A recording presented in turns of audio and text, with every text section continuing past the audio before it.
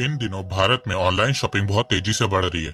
लोग बाहर जाने के बजाय ऑनलाइन शॉपिंग करके घर पे ही प्रोडक्ट मंगवा लेते हैं। ऑनलाइन शॉपिंग का एक बहुत बड़ा फायदा ये है कि बायर्स को एक प्लेटफॉर्म में हजारों वैरायटीज ऑफ प्रोडक्ट मिल जाते हैं जो उन्हें दुकानों में, मॉल्स में नहीं मिलते हैं। भारत में बहुत सारे ई कॉमर्स के प्लेटफॉर्म हैं, पर इस समय भारत के ई कॉमर्स सेक्टर में सिर्फ दो कंपनीज का दबदबा है, अमेजॉन और फ्लिपकार्ट। और ये दोनों कंपनीज अमेरिकन है और इन दोनों कंपनीज का market share Indian e commerce industry में 80% है। अब आप सोच रहे होंगे कि अमेजॉन तो अमेरिकन है, फ्लिपकार्ट कैसे अमेरिकन हो गई? तो देखो, 2018 में अमेरिकन कंपनी वॉलमार्ट ने $16 बिलियन में फ्लिपकार्ट को खरीद लिया था। तो इन दोनों अमेरिकन कंपनीज की डोमिनेंस को खत्म करने के लिए भारत सरकार ने एक बहुत ही अच्छा इनिशिएटिव लॉन्च किया है, जिसका नाम ONDC, open network for digital commerce. दोस्तों, आज के इस वीडियो में हम बात करेंगे ONDC के बारे में और जानेंगे आने वाले समय में ONDC के चलते भारत की ई कॉमर्स इंडस्ट्री कैसे चेंज हो जाएगी और इससे भारत की अर्थव्यवस्था को कितना फायदा होगा। तो जुड़े रहिए आप इस वीडियो के साथ। भारत में ऑनलाइन शॉपिंग बढ़ती जा रही है, जिसके चलते भारत का ई कॉमर्स मार्केट हर साल बहुत तेजी से बढ़ता जा रहा है। 2021 में भारत के ई कॉमर्स सेक्टर में $15 बिलियन का इन्वेस्टमेंट आया था, जो 2020 के मुकाबले लगभग 5.5 गुना ज्यादा था। 2020 में भारत की ई कॉमर्स की मार्केट साइज $46 बिलियन थी। 2022 में अनुमान लगाया गया है कि भारत का ई कॉमर्स मार्केट 21.5% इंक्रीज के साथ $74.8 बिलियन का हो जाएगा। 2024 तक भारत का ई कॉमर्स मार्केट की साइज $111 बिलियन तक की हो जाएगी। 2026 तक $200 बिलियन और 2030 तक भारत के ई कॉमर्स की मार्केट साइज $350 बिलियन तक पहुंच जाएगी। इस समय दुनिया का तीसरा सबसे बड़ा online shopper base US China के बाद इंडिया में है। 2030 तक चाइना के बाद दुनिया का दूसरा सबसे बड़ा शॉपर बेस भारत का होगा। 2034 तक यूएस को बीट करके चाइना के बाद दुनिया का दूसरा सबसे बड़ा ई कॉमर्स मार्केट भारत का होगा। तो भारत के ई कॉमर्स सेक्टर को बढ़ता देख भारत सरकार ने ONDC को लॉन्च किया है। भारत सरकार को ONDC लॉन्च करने का ख्याल कोविड पैंडेमिक के दौरान आया था। कोविड पैंडेमिक के समय भारत सरकार को कई लोगों तक आवश्यक वस्तुएं पहुंचाने में दिक्कत आ रही थी। इसी से सरकार को ओपन ई कॉमर्स प्लेटफॉर्म बनाने का विचार आया। तो दिसंबर 2021 में भारत सरकार ने ONDC को शुरू किया और अप्रैल 2022 में लॉन्च किया। ONDC से देश में उन करोड़ों छोटे दुकानदारों को फायदा होगा जो अभी तक ई कॉमर्स इकोसिस्टम का हिस्सा नहीं बन पाए हैं। ONDC को बिल्कुल आसान भाषा में समझाओ तो ONDC ई कॉमर्स के क्लोज्ड प्लेटफॉर्म को ओपन करने वाला है। अभी जो भारत में ई कॉमर्स प्लेटफॉर्म काम कर रहे हैं वो प्लेटफॉर्म सेंट्रिक है, क्लोज्ड प्लेटफॉर्म है, यानी किसी प्रोडक्ट की खरीद बिक्री के लिए सेलर और बायर को एक मार्केट प्लेस पर होना जरूरी होता है। एग्जाम्पल देके समझाऊं तो मान लो मैंने एज अ सेलर किसी प्रोडक्ट को अमेजॉन पर लिस्ट किया और अगर आप बायर हो और आपको वो प्रोडक्ट खरीदना है तो आपको उस प्रोडक्ट को खरीदने के लिए अमेजॉन पर रजिस्टर करना होगा। उसी तरह अगर मैंने एज अ सेलर फ्लिपकार्ट में कोई प्रोडक्ट लिस्ट किया और अगर आपको वो प्रोडक्ट खरीदना है तो आपको फ्लिपकार्ट में रजिस्टर होना पड़ेगा। आज के समय हम लोग मल्टीपल ई कॉमर्स वेबसाइट में रजिस्टर है, क्योंकि किसी ई कॉमर्स साइट में कोई प्रोडक्ट मिलता है और किसी वेबसाइट में कोई प्रोडक्ट सस्ता मिलता है। तो इसी के चलते हम लोग मल्टीपल ई कॉमर्स वेबसाइट में रजिस्टर है। पर अब भारत सरकार ने इस क्लोज प्लेटफॉर्म को ओपन कर दिया है। भारत सरकार ने एक नेटवर्क बनाया है जिसका नाम ONDC है, जिसमें बायर और सेलर को अलग अलग प्लेटफॉर्म या एप्लीकेशन में नहीं जाना होगा।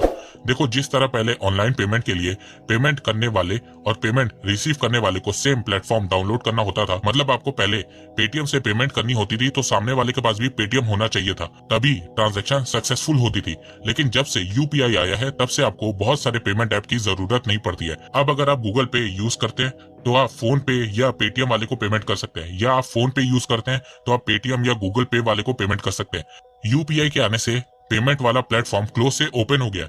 इसी तरह सरकार चाहती है कि ONDC के आने से ई कॉमर्स वाला प्लेटफॉर्म क्लोज से ओपन हो जाए। अभी ONDC को पायलट प्रोजेक्ट के तहत सिर्फ 5 सिटीज दिल्ली NCR, बेंगलुरु, भोपाल, शिलोंग और कोयम्बतूर में लॉन्च किया गया।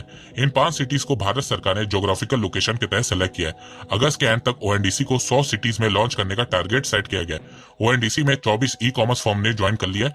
ONDC में अब तक 20 गवर्नमेंट और प्राइवेट ऑर्गेनाइजेशन जैसे कि HDFC, Kotak Mahindra bank, axis bank, state bank of India और पंजाब नेशनल बैंक ने 255 करोड़ रुपए, लगभग $33 मिलियन इन्वेस्ट किया है। ONDC को DPIIT और मिनिस्ट्री ऑफ कॉमर्स मिलकर सेटअप कर रहे हैं। ONDC के लिए 9 लोगों की एडवाइजरी कमेटी बनाई गई है, जिसमें इन्फोसिस के नंदन नीलकनी, नेशनल हेल्थ अथॉरिटी के CEO RS शर्मा और डिजिटल इंडिया फाउंडेशन के को फाउंडर अरविंद गुप्ता शामिल हैं। आइए अब जानते हैं कि भारत को ONDC की जरूरत क्यों पड़ी है।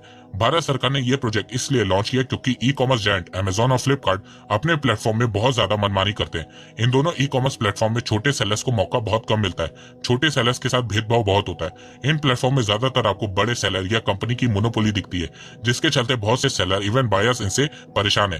तो इसी परेशानी को सॉल्व करने के लिए भारत सरकार ने ONDC open network for digital commerce launch किया है। आइए अब जानते हैं कि ONDC से आने वाले समय में क्या फायदा होगा। मान लीजिए A और B दोनों कपड़ों का व्यापार करते हैं। A बड़ा सेलर है और वो अपने कपड़ों को अमेजॉन पर बेचता है। उसके कपड़ों की विजिबिलिटी ज्यादा है, इसीलिए उसकी सेल्स भी ज्यादा है, क्योंकि उसने खुद को अमेजॉन पर रजिस्टर कर लिया है। लेकिन उधर उसी क्वालिटी और कीमत पर कपड़े बेचने वाला B जो छोटा सेलर है, किसी शहर के कोने में कपड़े बेचता है, लेकिन ना ही लोग उस तक पहुंच पा रहे हैं और ना ही उसकी सेल बढ़ पा रही है। ऐसे में ONDC के थ्रू हर सेलर अपने आप को रजिस्टर करके ऑनलाइन बिजनेस कर सकेगा। एक ही जगह आपको मशहूर से मशहूर सेलर और आपके इलाके की दुकान का सामान दिखेगा। ONDC में सारे सेलर इक्वल होंगे, सभी को न्यू कस्टमर मिलेंगे, उनकी रीच बढ़ेगी, वो अपने टर्म्स में प्रोडक्ट सेल कर पाएंगे, जिससे प्रोडक्ट सस्ते होंगे, कमीशन बहुत कम हो जाएगा। ONDC से बायर को भी बहुत फायदा होगा, बायर्स को बहुत सारे ऑप्शन मिल जाएंगे। इसके अलावा जब लोकल किराना स्टोर या डिपार्टमेंट स्टोर इससे जुड़ेंगे तो डिलीवरी फास्ट हो जाएगी। तो ONDC एक ओपन नेटवर्क है जहां मल्टीपल सेलर, मल्टीपल बायर और मल्टीपल डिलीवरी पार्टनर एक साथ एक जगह आएंगे। जिसको जो खरीदना है खरीदेगा, जिसे जो बेचना है वो बेचेगा। यहाँ बायर डायरेक्ट सेलर से कांटेक्ट कर पाएगा।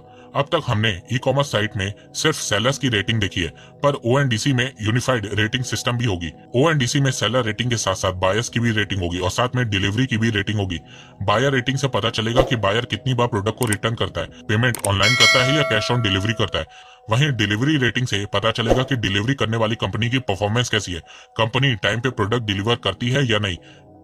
ONDC को लेके कुछ प्रॉब्लम भी सामने आ रही है, जैसे कि एजुकेशन, जैसे कि स्मॉल सेलर्स को ई कॉमर्स प्लेटफॉर्म के बारे में नॉलेज कौन देगा। इसके अलावा कस्टमर सपोर्ट कैसा होगा, क्योंकि अमेजॉन और फ्लिपकार्ट जैसे प्लेटफॉर्म में अगर कोई रॉन्ग प्रोडक्ट डिलीवर होता है या डैमेज प्रोडक्ट डिलीवर होता है तो उसके लिए अमेजॉन फ्लिपकार्ट का कस्टमर सपोर्ट है। क्या ONDC का भी अलग से कस्टमर सपोर्ट होगा, क्योंकि स्मॉल सेलर कस्टमर सपोर्ट नहीं दे पाएंगे। तो इन सब चीजों पर भी भारत सरकार को ध्यान देना होगा। वैसे आने वाले समय में ONDC में आपको टाइम टू टाइम बहुत इनोवेशन और चेंजेस देखने को मिलेगी।